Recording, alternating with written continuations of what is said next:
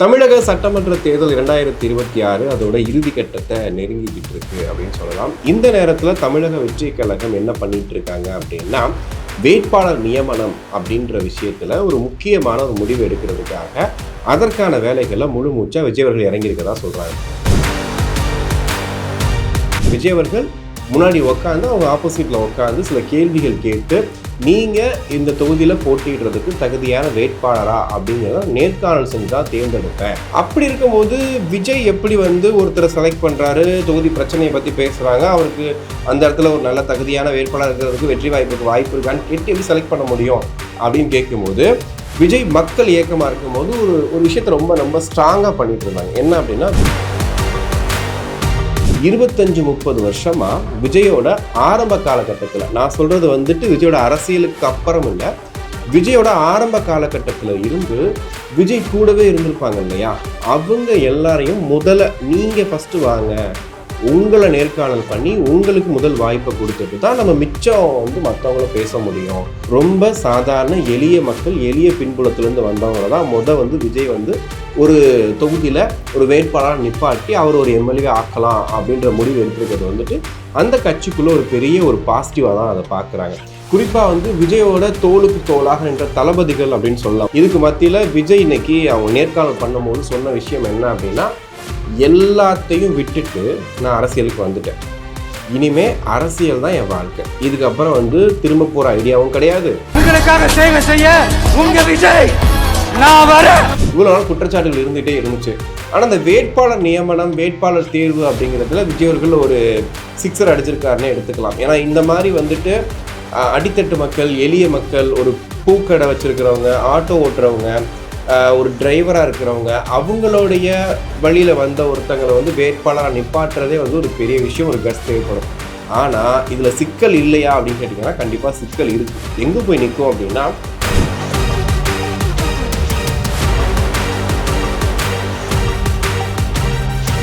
தமிழக சட்டமன்ற தேர்தல் 2026 அதோட இறுதி கட்டத்தை நெருங்கிக்கிட்டு இருக்கு அப்படின்னு சொல்லலாம். இன்னும் சில வாரங்களில் தேர்தல் அப்படின்ற இடத்துல இப்போ இருக்கும்.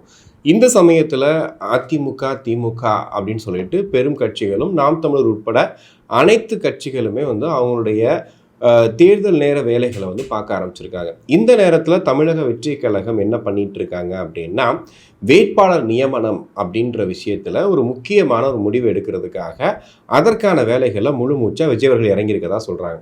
குறிப்பாக பார்த்தீங்கன்னா, எப்போவுமே வேட்பாளர் நியமனம் அப்படின்னும் போது ஒரு புதிய கட்சிக்கு அப்படின்னா அதற்கான ப்ராசஸ் எல்லாம் எப்போயோ முடிச்சுட்டு கடைசியாக இவங்க தான் வேட்பாளர்கள்ன்ற அறிவிப்பு வெளியாகும். ஆனால் இந்த வாட்டி விஜய் அவர்கள் என்ன பண்ணுறாரு புதுசாக ஒரு விஷயம் அப்படின்னு கேட்டிங்கன்னா, வேட்பாளர் நியமனத்திற்காக வந்த விருப்ப மனுக்கள்ல இருந்து ஒரு கணிசமான அளவுக்கு அதை குறைச்சி, ஒரு 1100 பேர் அளவுக்கு அதை குறைச்சி, இந்த 1100 பேரில் இன்னைக்கு ஒரு 60 பேரை ஃபில்ட்ரு பண்ணி அவங்களால நேர்காணல் செய்ய போகிறார். அதாவது 1-to-1 இன்டர்வியூ. விஜய் அவர்கள் முன்னாடி உட்காந்து அவங்க ஆப்போசிட்டில் உட்காந்து சில கேள்விகள் கேட்டு நீங்கள் இந்த தொகுதியில் போட்டிடுறதுக்கு தகுதியான வேட்பாளரா அப்படிங்கிறத நேர்காணல் செஞ்சு தான் தேர்ந்தெடுப்பேன் அப்படின்ற ஒரு முடிவை விஜய் எடுத்திருக்கதா சொல்கிறாங்க.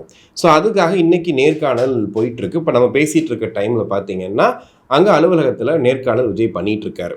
ஸோ எதுக்காக இந்த நேர்காணல் அப்படிங்கிறத தாண்டி விஜய் கட்சிக்குள்ளே ஆரம்பத்திலேருந்தே சொல்லிகிட்டே இருந்தாங்க. நிறைய மாவட்ட செயலாளர்கள் இருக்காங்க, ஏகப்பட்ட தொண்டர்கள் இருக்காங்க, நிறைய பேர் விஜய் கட்சிக்காக உழைச்சிருக்காங்க, யாருக்கெல்லாம் விஜய் சீட்டு கொடுப்பாரு அப்படின்ட்டு. ஏன்னா விருப்ப மனுன்னு சொல்லிட்டு அனௌன்ஸ் பண்ண உடனே கிட்டத்தட்ட 50,000 விருப்ப மனுக்கள் விஜய் கட்சியில் சேருது.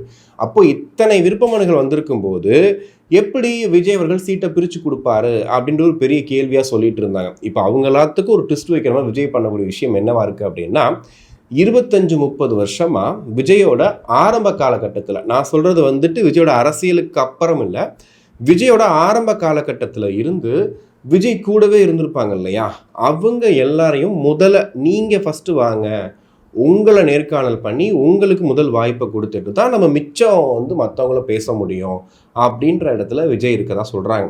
ஆக்சுவலாக என்ன பண்ணியிருக்காங்க அப்படின்னா, இந்த மாதிரி விஷயத்த வந்து கட்சியில் வந்து சொல்லும்போது விருப்ப மனு தாக்கல் பண்ணவங்க வந்து இவ்வளோ பேர் ஃபில்டர் பண்ணுங்க, நான் வந்து அவங்கள நேர்காணல் செய்ய போகிறேன்னு சொல்லி விஜய் சொல்லும்போது கட்சி தலைமையிலேருந்து பல பேர் சஜஸ்ட் பண்ணியிருக்காங்க. சார் இவங்கெல்லாம் வந்துட்டு நிறையா செலவு பண்ணுறாங்க, சார் இவங்கெல்லாம் வந்து தொகுதி நல்லா வேலை பார்க்குறாங்க, இவங்கெல்லாம் பாருங்கள் சார் இப்போ புதுசாக சேர்ந்தாலும் ரொம்ப வந்து வீரியமாக ஒர்க் பண்ணிகிட்டு இருக்காங்க அப்படின்னு சொல்லும்போது விஜய் சொன்ன பதில் என்னவா இருந்துச்சு அப்படின்னா, ஏன் கூட விஜய் மக்கள் இயக்கமாக இருந்துச்சு இல்லையா, அப்போ இருந்து இப்போ வரைக்கும் எந்த பிரதிபலனும் பார்க்காம வேலை பார்த்தாங்க இல்லையா, அவங்கள ஃபஸ்ட்டு கூப்பிடுங்க, அவங்கள நேர்காணல் பண்ணிவிட்டு அந்த 60 பேரை தாண்டி நான் மற்றவங்க கிட்ட போகிறேன்னு சொல்லிட்டு இன்றைக்கி ஒரு 60 பேர் வந்து நேர்காணல் பண்ணுறாரு.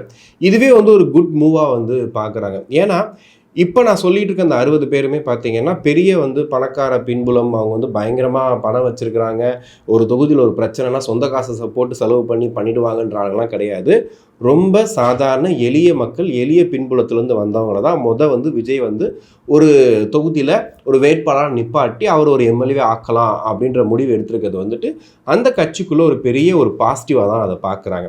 குறிப்பாக வந்து விஜயோட தோளுக்கு தோளாக நின்ற தளபதிகள் அப்படின்னு சொல்லலாம். குறிப்பாக பார்த்தீங்கன்னா சேலம் பார்த்திபன், கோயம்புத்தூர் சம்பத், அம்பத்தூர் பாலமுருகன், ஈசிஆர் சரவணன், தருமபுரி சிவா, அரியலூர் சிவகுமார், வேலூர் வேல்முருகன், கள்ளக்குறிச்சி பரணி பாலாஜி அப்படின்னு சொல்லிட்டு இவங்க எல்லாருமே விஜயோட ஆரம்ப காலகட்டத்தில் இருந்து நிறையா தடைகள், நிறைய பிரச்சனைகள், எல்லா டைம்லையும் கூட இருந்தவங்க இவங்க தான் அப்படின்றதுனால இவங்களுக்கு ஃபஸ்ட்டு வந்து நம்ம முன்னுரிமை கொடுத்துடலாம், அதுக்கப்புறம் மற்றவங்கள பார்த்துக்கலாம் அப்படின்ற மாதிரி விஜய் சொல்லியிருக்காரு. இதை தாண்டி வந்து விஜய் அவர்கள் நேர்காணல் அப்படின்னா என்னென்ன கேள்விகள் கேட்க போகிறாரு, அவங்க கிட்ட எப்படி செலக்ட் பண்ண போகிறாரு அப்படின்னு கேட்டிங்கன்னா, ஒரு வேட்பாளர் அப்படின்னா உங்கள் தொகுதியில் டாப் 10 பிரச்சனை என்ன. இப்போ வந்து நீங்கள் மதுரையில் ஒரு தொகுதியில் நிற்க போகிறீங்க அப்படின்னா உங்கள் தொகுதியில் டாப் 10 பிரச்சனை என்னவா இருக்குது அப்படிங்கிறத ஃபஸ்ட்டு கேட்குறது. அண்ட் தென் அங்கே உங்களுக்கான வெற்றி வாய்ப்பு எப்படி இருக்குது, சரியான ஒரு வெற்றி வாய்ப்பு இருக்கா, இல்லை அந்த தொகுதியில் எந்த கட்சியோட கை ஓங்கி இருக்குது, அங்கே போய் நீங்கள் நின்னீங்க அப்படின்னா ஜெயிக்கிறதுக்கான வாய்ப்புகள் இருக்கா, மக்கள் மத்தியில் அவங்கள பற்றி நீங்கள் பேசுனீங்களா, கேட்டிங்களா, நமக்கான வரவேற்பு எப்படி இருக்குது டிவிகே தரப்புலன்னு சொல்லிட்டு இதை எல்லாத்தையுமே வந்து விஜய் அவர்கள் கேட்குறாராம். இதை கேட்டுட்டு தான் அவங்கள செலக்ட் பண்ணி வந்து அவங்கள வேட்பாளராக நியமனம் பண்ண போகிறதாகவும் வேட்பாளராக அறிவிக்க போகிறதாகவும் சொல்கிறாங்க. இதுக்கு மத்தியில் பார்த்தீங்கன்னா இந்த மாதிரி ஒரு செலெக்ஷன் வந்து மற்ற கட்சிகளில் இருந்திருக்குமா அப்படின்னு கேட்டிங்கன்னா, இதுக்கு முன்னாடி திமுக அதிமுக என்ன பண்ணுவாங்க அப்படின்னா, ஒரு தொகுதியில் ஒரு செல்வாக்கு மிகுந்த ஒருத்தர் வந்து ஒரு கட்சியில் வந்து ஒரு பணிகளை செஞ்சுட்டு இருக்காரு அப்படின்னா அது மாதிரி ஒரு 4-5 பேர் செய்வாங்க. அதில் ஒருத்தரை பிடிச்சி அவங்க ஒரு பொறுப்பு கொடுப்பாங்க. அந்த பொறுப்பு மூலிமா அவங்க வந்துட்டு இவ்வளோ ஆண்டு காலமாக அந்த இடத்துல ஒரு ஸ்ட்ராங்கான பேஸ்மெண்ட் போட்டு வச்சுருப்பாங்க. எல்லா பிரச்சனைகளுக்கும் போகிறது, ஒரு இறந்த வீட்டில் போய் ஃபஸ்ட்டு போய் நிற்கிறது, ஒரு கல்யாண வீடுனா போயிட்டு இவங்களா போய் சீர் செய்கிறது, இவங்களா போயிட்டு சில விஷயங்களை செஞ்சு கொடுக்குறது, இந்த மாதிரி விஷயங்கள்லாம் வந்து பண்ணி அவங்க ஒரு பெரிய ஒரு சாம்ராஜ்யமே கட்டி வச்சுருக்காங்க. அப்படி இருக்கும்போது விஜய் எப்படி வந்து ஒருத்தரை செலக்ட் பண்ணுறாரு, தொகுதி பிரச்சனையை பற்றி பேசுகிறாங்க, அவருக்கு அந்த இடத்துல ஒரு நல்ல தகுதியான வேட்பாளர் இருக்கிறதுக்கு வெற்றி வாய்ப்பு இருக்கான்னு கேட்டு எப்படி செலக்ட் பண்ண முடியும் அப்படின்னு கேட்கும்போது, விஜய் மக்கள் இயக்கமாக இருக்கும்போது ஒரு விஷயத்தை ரொம்ப ஸ்ட்ராங்காக பண்ணிட்டு இருந்தாங்க. என்ன அப்படின்னா, விஜய் குருதியகம்னு ஒரு விஷயமும் விலையில்லா விருந்தகம்னு ஒரு விஷயத்த வந்து தொடர்ந்து பண்ணிட்டு இருக்காங்க. இப்படி பண்ண ஆரம்பிக்கும் போது பார்த்தீங்கன்னா, விஜய் கிட்ட இருந்து எந்த விஷயத்தையும் எதிர்பார்க்காம, அதாவது சொல்கிறது நான் காசு எதுவுமே எதிர்பார்க்காம, எந்த பிரதிபலனும் விஜய்கிட்ட இருந்து எதிர்பார்க்காம அந்த ஆரம்ப காலகட்டத்தில் குருதியகம் அப்படிங்கிற அந்த விஷயத்தையும் விலையில்லா விருந்தகம் அப்படிங்கிற விஷயத்தையும் வந்து தொடர்ந்து பண்ணிட்டு இருந்திருக்காங்க. ஸோ இவங்க ஆல்ரெடி அந்த இதில் அந்த தொகுதியில் இதெல்லாம் பண்ணி மக்கள் மத்தியில் ஒரு பேரை வாங்கி வச்சுருக்கிறாங்க. ஸோ அவங்கள ஃபஸ்ட்டு செலக்ட் பண்ணி உள்ளே கொண்டு வரணுங்கிறதா விஜயோட ஐடியாவாக இருந்திருக்கு. ஸோ இப்போ நம்ம சொல்கிற மாதிரி திமுகலேருந்து அதிமுகலேருந்து மற்ற கட்சிகள்லேருந்து ஒரு ஸ்ட்ராங்கான பேஸ்மெண்ட்டோடு வர்றாங்கனாலும் இந்தந்த விஷயங்களை வந்து கரெக்டாக பாயிண்ட் பண்ணியிருக்காங்க இல்லையா, இந்த செல்வாக்கு வந்து விஜயோட கட்சிக்கும் சரி அவங்களுக்கும் வந்து வரும் அப்படின்றதுக்காக வந்துட்டு இது ஒரு பெரிய ஆடாக இருக்குன்னு விஜய் நம்புறதாகவும் சொல்கிறாங்க. இதுக்கு மத்தியில் விஜய் இன்னைக்கு அவங்க நேர்காணல் பண்ணும்போது சொன்ன விஷயம் என்ன அப்படின்னா, எல்லாத்தையும் விட்டுட்டு நான் அரசியலுக்கு வந்துட்டேன், இனிமே அரசியல் தான் என் வாழ்க்கை, இதுக்கப்புறம் வந்து திரும்ப போகிற ஐடியாவும் கிடையாது, இனிமேல் வந்து அரசியலை தாண்டி வேறு எந்த விஷயமும் எனக்கு தேவையும் கிடையாதுன்னு ஒரு விஷயத்தை சொல்லியிருக்காரு. ஆக்சுவலி அவர் என்ன அர்த்தத்தில் சொன்னாருன்னு தெரியல. ஏன்னா இன்றைக்கி அவர் தனிப்பட்ட வாழ்க்கையில் ஏகப்பட்ட பிரச்சனைகள் போயிட்டுருக்கு. விஜய் இதை பண்ணணும், இதை பண்ணக்கூடாது, விஜய் இதை பண்ணியிருக்கலாம், இதை இப்படி பண்ணியிருக்கலாம்னு சொல்லி ஏகப்பட்ட விமர்சனங்கள் சொல்லிகிட்டே இருக்காங்க. அப்படி இருக்கும்போது விஜய் அவர்கள் இந்த வார்த்தையை சொல்லியிருக்காருன்னு சொல்கிறாங்க. பட் எந்த அளவுக்கு வந்து எதை மீன் பண்ணி அவர் சொன்னார் அப்படிங்கிறது தெரியல. பட் விஜயை பற்றி இன்னைக்கு ஊரே பேசிகிட்டு இருக்கு, தமிழ்நாடே பேசிகிட்டு இருக்கு, இந்தியாவில் பேசிகிட்டு இருக்காங்க. என்டிஏ கூட்டணியில் வருவாரா வரமாட்டாரா, காங்கிரஸ் ஏன் வந்து இவ்வளோ வச்சு டிமாண்ட் பண்ணாங்க, விஜய் வச்சு தானே டிமாண்ட் பண்ணாங்க, விஜய் வருகையால் தமிழகத்தில் அரசியல் களமே புரட்டி போடப்பட்டது, மாறி இருக்கிறது அப்படின்னு ஊரே பேசுது. ஆனால் ஒரு ஸ்ட்ராட்டஜிக்கலாக விஜய் ரொம்ப சைலண்ட்டாக எல்லாத்தையுமே வந்துட்டு எதிர்கொண்டுட்டு இருக்காரு. அவர் மேலே வச்சு விமர்சனத்துக்கும் பதில் சொல்ல மாட்டாரு. அதே சேம் டைமில் வந்துட்டு ஒரு பொதுவான மக்கள் கிட்ட போய் டேரெக்டாக கான்டாக்ட் ஆகிற அந்த விஷயங்கள்லையுமே வந்து கொஞ்சம் பின்தங்கி தான் இருக்காருன்னு சொல்லிட்டு இவ்வளோ நாள் குற்றச்சாட்டுகள் இருந்துகிட்டே இருந்துச்சு.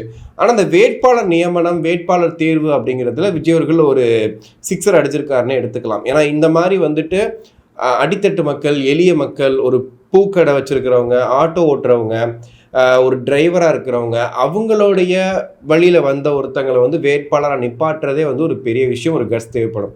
இதுக்கப்புறமா ஒவ்வொரு தொகுதிகளையும் வேலை பார்த்துட்டு இருக்காங்க இல்லையா, அவங்க செல்வந்தர்களாக இருக்கலாம், விஜய் மேலே கொண்ட அன்பினால் அவங்க அரசியலுக்குள்ளே வந்து வேலை செஞ்சுட்டு இருக்கலாம். ஸோ அவங்களும் லிஸ்ட்டில் இருப்பாங்க அப்படிங்கிறதையும் சொல்லியிருக்காரு. ஆனால் இதில் சிக்கல் இல்லையா அப்படின்னு கேட்டிங்கன்னா கண்டிப்பாக சிக்கல் இருக்குது. எங்கே போய் நிற்கும் அப்படின்னா, ஒரு தகுதிக்கு வந்து ஒரு 2-3 பேர் வந்து விஜய் மேலே இருக்கக்கூடிய அந்த அன்புனால வேலையை ரொம்ப இறங்கி செஞ்சிட்டு இருக்காங்க. அப்படி இருக்கும்போது ஒருத்தரை விட்டுட்டு இன்னொருத்தரை கொடுக்கும்போது அந்த இடத்துல ஒரு கண்டிப்பாக ஒரு சின்ன உரசல் வரும். இந்த உரசல் வந்து அந்த கட்சிக்குள்ளேயே இல்லை அவங்களுக்குள்ளேயே இருக்குன்ற பட்சத்தில் பிரச்சனையே கிடையாது. ஆனால் இது கொஞ்சம் மேலோங்கி வரும்போது, கட்சியோட அடிப்படை கட்டமைப்புக்குள்ளே போய் ஒரு பிரச்சனையை உண்டு பண்ணும்போது கண்டிப்பாக விஜய் காதுகளுக்கு அது போகும்போது அதை எப்படி சமாளிக்க போகிறாங்க அப்படிங்கிறது ஒரு பெரிய பேசு பொருள் தான். பட் இருந்தாலும் அதுக்காகத்தான் இந்த நேர்காணல், விஜய் இருக்கக்கூடிய முடிவுகளை வந்து கட்சியில் எல்லாருமே வந்துட்டு ஏற்றுப்பாங்க அப்படின்ற கட்டத்தில் இருக்கிற வரைக்கும் பிரச்சனை கிடையாது. இருந்தாலும் நான் இதுக்காக தான் வேலை செஞ்சேன், எனக்கு ஒரு சீட்டு கிடைக்கும் வேலை செஞ்சேன், எனக்கு கொடுக்காம விட்டாங்கன்னு சொல்லிட்டாங்கன்னா அங்கே ஒரு பிரச்சனை ஆகும். ஸோ எல்லாமே விஜயோட கையில் தான் இருக்குது. ஸோ விஜய் வந்து அவருடைய தொண்டர்கள்கிட்ட அவர் நேர்காணல் பண்ணக்கூடிய அந்த வேட்பாளர் விருப்ப மனு கொடுத்தவங்கள்ட்ட பேசுகிற மாதிரி கண்டிப்பாக அடுத்தடுத்த மேடைகளில் கொஞ்சம் ஓப்பனாக மக்கள்கிட்டையும் பேசினார் அப்படின்னா அவருக்கு சுற்றி இருக்கக்கூடிய இந்த பிரச்சனைகள் இருக்குல்ல, தனிப்பட்ட பிரச்சனைகள், வாழ்க்கையில் சொன்னது, இந்த வேர்த் இல்லைன்னு சொன்ன வார்த்தைகள், இது எல்லாத்துக்குமே பார்த்தீங்கன்னா ஒரு முடிவு கிடைச்சிரும். அதை விட்டுட்டு அவர் ரொம்ப சைலண்ட்டாக அவர் வேலையை மட்டும் பார்த்துட்டு இருக்கிறது வந்துட்டு நம்ம தமிழக அரசியலில் எந்த அளவுக்கு எடுபடும் அப்படிங்கிறது தெரியல. ஏன்னா இன்றைக்கி திமுக திருச்சியில் ஒரு பெரிய பிரம்மாண்டமான மாநாடு, அதில் கூட்டம் கூடலை, இத்தனை லட்சம் அத்தனை லட்சம் சொன்னாங்க, கூட்டம் கூடலை, கம்மியாக தான் இருந்துச்சு அப்படின்ற மாதிரிலாம் பேசிகிட்டு இருக்காங்க. இன்னொரு பக்கம் அதிமுகவில் பிரச்சாரத்தில் பயங்கர ஸ்பீடாக வந்து ஒர்க் பண்ணிகிட்டு இருக்காங்க. நாம் தமிழர் கட்சி அடுத்தடுத்து பெரிய பெரிய மாநாடுகளுக்கு அவங்க ரொம்ப தயாராக இருக்காங்க. இப்படி இருக்கும்போது விஜயோட தாவேக்கா மட்டும் ஏன் ஸ்லோவாக இருக்கணும்? அவங்களும் அவங்களுடைய வேலைகளை பார்க்க வேண்டியதானே. இப்போ மார்ச் 12 ஒரு பெரிய ஒரு ஆர்ப்பாட்டத்துக்கு பிளான் பண்ணியிருக்காங்க. இதையெல்லாம் தாண்டி மக்கள் பிரச்சனையை மக்கள் மத்தியில் நின்று பேசுகிற மாதிரி தொடர்ந்து அவங்க பிரச்சாரமோ அவங்களுக்கான முன்னெடுப்புகளோ செஞ்சுட்டே இருந்தாங்கன்னா மக்கள் மனசில் எப்பவுமே இருந்துக்கிட்டே இருக்கும். எதுவாக ஆனாலும் ஓகே தாவேக்கா இருக்குது, விஜய் வந்து நமக்காக வந்து கேள்வி கேட்பாரு அப்படின்ற மாதிரி இருக்கும். அதை தாண்டி வந்து இவங்க ஒரு சைலண்ட் மோடில் இருக்காங்களோ அப்படிங்கிற மாதிரி தான் இருக்குது. ஏன்னா விஜய் கட்சியில் இருக்கக்கூடிய அவருடைய பேச்சாளர்கள், அவங்களுடைய அடுத்த கட்ட நிர்வாகிகள் எல்லாருமே எல்லா ஊர்களையும் பேசுகிறாங்க. ஆதவ அர்ஜுனா போய் களத்தில் நின்று பண்ணுறாரு, சில நேரங்களில் அவரே போய் இறங்கி வேலை செய்கிறார். இதெல்லாம் நடக்குது. பட் விஜயும் வரணும் அப்படிங்கிறதான் வந்துட்டு தாவேக்கா தொண்டர்களுக்கும் ஒரு பெரிய ஒரு ஆசையாக இருக்குது, அவங்க அடுத்த கட்டம் போகிறதுக்கு. அதே மாதிரி தான் வந்துட்டு அரசியல் களத்துலையும் ரொம்ப முக்கியமான தேவையாகவும் இருக்குது. அதை விஜய் தான் முடிவெடுக்கணும். நன்றி.